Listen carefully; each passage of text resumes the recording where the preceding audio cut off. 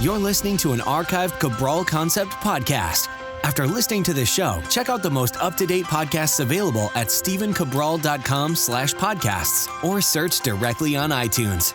And now, welcome to the Cabral Concept, where board-certified naturopath and integrative health practitioner Dr. Stephen Cabral shares how he was diagnosed at the age of 17 with a life-altering illness and given no hope for recovery. It was only after studying and traveling all over the world did he discover how to combine ancient Ayurvedic healing practices with state-of-the-art naturopathic and functional medicine to fully rebalance the body and re-energize it with life. It's time to discover how to get well, lose weight, and finally feel alive again. And now, here's your host, Dr. Stephen Cabral.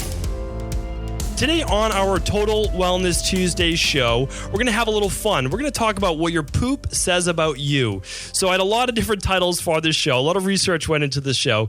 And one of those titles is going to be what healthy poop should look like, or your poop should look like this. Because I get so many questions. I mean, believe it or not, I actually get a lot of questions. People not really wanting to tell their name or say who they are, but they write in just say, is it normal if my poop looks like this? And, sometimes we call it feces or bowel movements or whatever it might be. And of course, if you meet with me for a Skype consultation or in our office, we'll be, using all of our technical terms, which we typically do. Today, we're going to have a little fun. We're going to keep light of the topic because the truth is really what your poop looks like has to do with so much of how you're functioning internally. And then obviously internal function is going to give that good outward healthy appearance and feel. So honestly, this is such an important topic. There have been books written about it. I mean, honestly, there have been books written about this, which there should be. And one of the main things on my health questionnaire is really about the digestive system. And I'm asking people as they're sitting across from me, what are your bowel movements like? Do you have a bowel movement once a day, twice a day, 3 times a day? Is it more than that? And from that, I get to know basically how quickly they're processing food or a lot of other functions within the body. For example, a lot of people, and especially women, think that it's normal to only have a bowel movement once or twice or maybe 3 times a week. A normal bowel movement, you should have a normal bowel movement once a day or twice a day. That's at least once a day. Think of it like this. If you have a dog, you have a cat, you have any other animal, they are going to the bathroom multiple times per day. Typically, it's happening after each meal. And so, if you have a dog, they're going to have a bowel movement a couple times per day. They're eating a couple times per day. And the food that you're eating should be moving through your system every 12 to 36 hours or so, right within that time period. Again, people's peristaltic movement, that means the movement of food down the esophagus, through the stomach, through the small intestine, through the large intestine, which is also called the colon. We'll be saying large intestine and colon a lot today because the two are used interchangeably. It differs for each person. However, normal is about that 24-hour period of time. Basically, that's enough time for it to move through our anywhere from, again, 26 to 28 feet of digestive tract. So this is, again, really important. We're going to go through everything today. And what I want to start with is this. If you are having less than one bowel movement per day is okay. That's normal. But if you're having less than one bowel movement per day, or if you have to strain to have that bowel movement per day, that means you're constipated. That's just the way it is. Or if you have an incomplete bowel movement, you're still constipated. There are different levels of constipation. Now, whenever you have constipation, it means that all of that, now remember, by the time the waste gets to the large intestine, which is the last 5 to 6 feet of intestine, it's already gone through its absorption process for the most part. The majority of it's already taken place in the small intestine. So by this time, a lot of it is bacteria, and that bacteria needs to be eliminated as quickly as possible. Because if not, you're going to start to reabsorb those toxins. You'll also start to reabsorb any of the other toxins, not just food-based wastes, that have been brought from your bile into the intestines. So, for example, it could be plastics and pesticides and heavy metals, anything else you picked up. It can be the metabolites of estrogen. A lot of women who are constipated will reabsorb estrogens out of their actual intestines back into the bloodstream, and that can raise estrogen levels. And that's an endogenous form, or I would actually call it an exogenous form. So that's kind of like the colon's the outside of the body, and then you're reabsorbing those hormones or waste products back in. So we do have to make sure that your bowel movements are taking place at least once or twice per day, maybe 3 times, okay? No more than that. So, and then if you're having now more than 2 to 3 bowel movements per day, it shows that there's an increase in that peristaltic movement. And that can be because of anxiety. It can be because of not enough bile being dropped by the liver gallbladder into the first part of the small intestine as the acid or the heat comes out of that stomach into the intestines. So what would happen is then the body in its wisdom would flush the intestines with water to cool down the acid coming in from the stomach, which is a lower pH. And again, the intestines can't be a low pH. And then what happens is it just flushes it right through the intestines. So that's a good sign that you might have liver blockages, that you might have bile-based blockages, that you might have bile sludge. It's too thick, and that you should do a liver cleanse. You should do something like that to loosen up. And then also, obviously, work on your body's ability to regulate the HCl, the heat in the stomach, to the bile, which is supposed to meet it, and then help emulsify those fats. So that's just a little tweak here and there about what you can do. Of course, you can work with a practitioner. If you're constipated, very simply, we have a great constipation protocol. Again, it's magnesium citrate. It works phenomenally well. And it's EVAC, which is a third-party tested, mold-free, heavy metal-free form of psyllium. That's just to get started. You want to look at other things as well. Take a digestive enzyme that will help fantastically as well. And do that all before thinking about even using betaine HCl or like GB3 or some type of bile. Okay. So now let's get into our program here of what we're going to talk about. So the first thing I think we should discuss is like the color of your stool. And again, stool means bowel movement, means poop, and we're just going to use them all interchangeably. And again, keep things light today. So a normal poop, again, no one's taught this, right? This is not taught in school, and it's kind of taught in medical school, but not really. So here's the thing. If you have a light colored, let's just say like a medium brown, think of a cardboard box that you would get from Amazon. I think that's the best way to think about it. That would be a normal colored bowel movement, or slightly darker than that. Almost like just like a darker wood, like a normal light, just a medium brown. That's the best way to think about it, okay? To get even more graphic would be like milk chocolate. That is the color you're going for. Not dark chocolate, milk chocolate. Now, what that's going to signify is that you had a proper bowel transit time. So the bile, so here's the thing too. If your poop is green, because a lot of people sometimes get green stool and say, what is that? Well, one of the reasons, so again, you could be taking in a lot of greens. That's only one reason though. That's not for the most part. Like if you're juicing, what it means is that it had a shorter transit time, which means the stool moved too quickly through all of your intestines because maybe you drank too much green juice and it just, gave you diarrhea. And what happened there was that the bile, which is green or yellowish green, did not get reabsorbed back up into your body. Well, I'm not going to go into all the biochemistry today. Today, we're just going to talk about bowel movements. So that can happen. Too quick a transit time. You want a new diet, took too many enzymes, took too much of a laxative, whatever it might be. That can give you that green poop. Usually not a health issue. It just means we need to slow down that transit time. Again, taking bile, doing certain things like that can certainly help. Taking psyllium husk fiber. Okay, black poop. Now, black poop can be a little bit more frightening, and here's why. So one, it means that you could have dried blood in your stool, and the dried blood would actually come up from higher inside the small intestine or higher up inside the large intestine. And here's what that means, is that you could have a polyp, you could have, I don't want to scare anybody, but there could be something going on, intestinal bleeding, even microscopic intestinal bleeding that leads to that black poop, because what happens is the blood oxidizes and it turns black, okay? So that's important to look at. One would be just to kind of put your mind at ease if you do actually see red poop. So, I get calls from friends, from family, and they're saying, okay, my baby or I or whoever has red poop. What does that mean? Well, the first thing I ask, did you eat beets or did you eat anything red that would then cause that? Because that can happen as well. You say, no, okay, it's red. And then they say, okay, well, if it was a baby and you have their diaper right there, is it red inside of the actual poop, or is it red coating it on the outside? So the outside could be intestinal bleeding. It could just be fissure or a little cut near the anus. It could be hemorrhoids, and that's fresh blood. So the red is fresh. That's oxygenated blood. So that's something to look at, like, okay, well, it's not upper intestinal bleeding, but it could be hemorrhoids. It could be an anal fissure. It could be just some anal irritation. Or again, it could be something you ate. It could just be that you just drank some beet juice or something like that. That would be normal. Now, if it's inside the stool, Could be blood, or it could be, again, food, undigested tomato skin, something like that. That's common as well.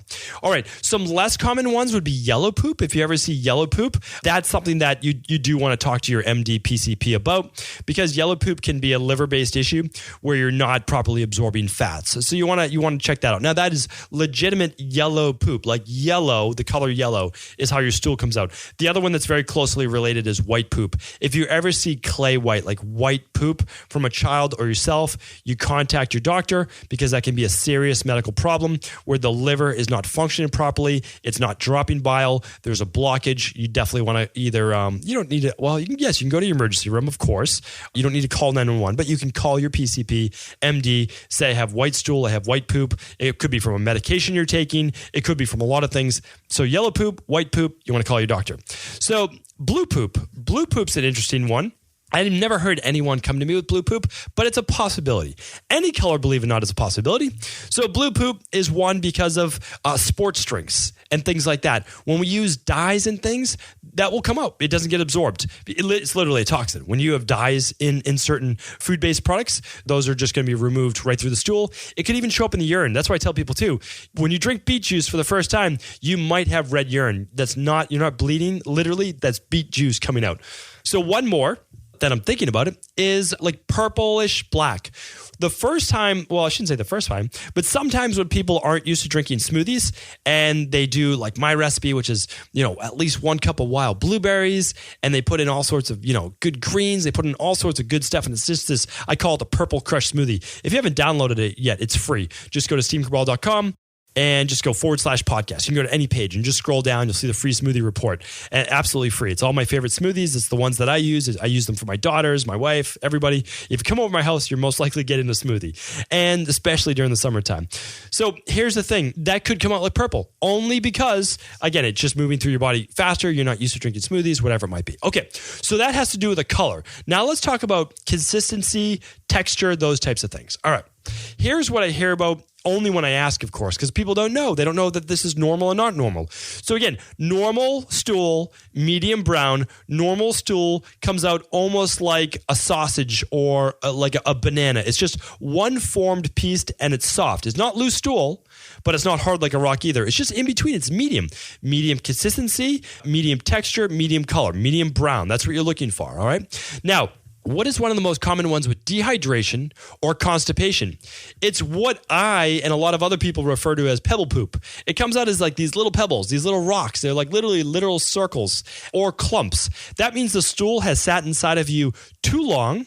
Or one other one, and it goes along with that. If you've ever passed a very difficult stool and it's kind of come out as one piece, but it's all cracked, you can see all lines in it, that means most likely that your body is dehydrated. So 1, you're a little constipation. 2, you're dehydrated. I didn't get to that in the beginning. One of the reasons why you can be constipated is because you are dehydrated. So what happens is the opposite of diarrhea, your body actually absorbs water from your intestines out of your intestines into your body because your body needs that water more than your stool does, okay? That's not what we want. We absolutely do not want to be absorbing water from our intestines, just like we don't want to be drinking sewer water, right? So here's the thing. We need to make sure that we're consuming at least half of our body weight in water each day in ounces. So I've talked about this before, but it's always worth mentioning.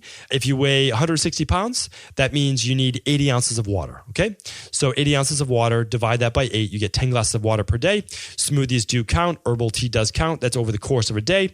If you don't like to drink water or you're someone with low blood pressure, put a pinch of sea salt and put some squeezed lemon in there or lime. It's perfect. It's like the natural Gatorade I always talk about. You can put some greens powder. I put my daily fruit and vegetable blend in there all the time. And it just makes it's a better flavor. It gives me more energy and it's more palatable sometimes than just plain water. I don't love just plain water, but I know I need to drink it. So I'm usually squeezing lime in there. I'm doing ginger. I'm doing all sorts of different things like that just to get my hydration up. All right. So pebble poop, clumps, or that cracked stool, dehydration, constipation, not good. What about stool that's kind of soft or it floats to the top?